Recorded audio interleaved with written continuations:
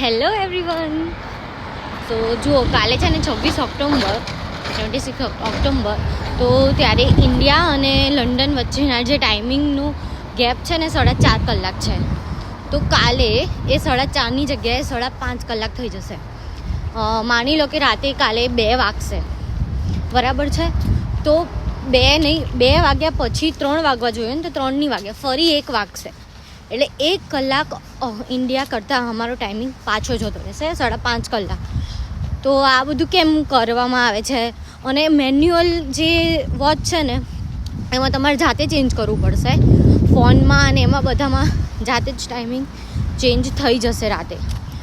And આ બધું કેમ કરાય છે ખબર છે? કેમ કે જ્યારે અહીંયા વિન્ટર ચાલુ થયું છે ને હવે, તો હવે અહીંયા અંધારું છે ને બહુ જ વહેલું થઈ જશે.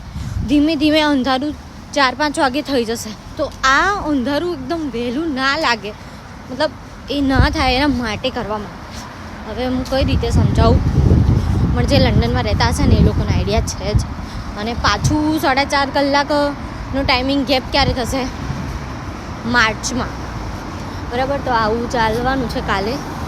સો જો મારા ધ્યાનમાં રહેશે કે આ પછી જે ટાઈમિંગ ચેન્જ થયો તો હું એનો વિડીયો બનાવીશ અને તમને બધાને બતાવીશ. ઓકે, ચલો બાય.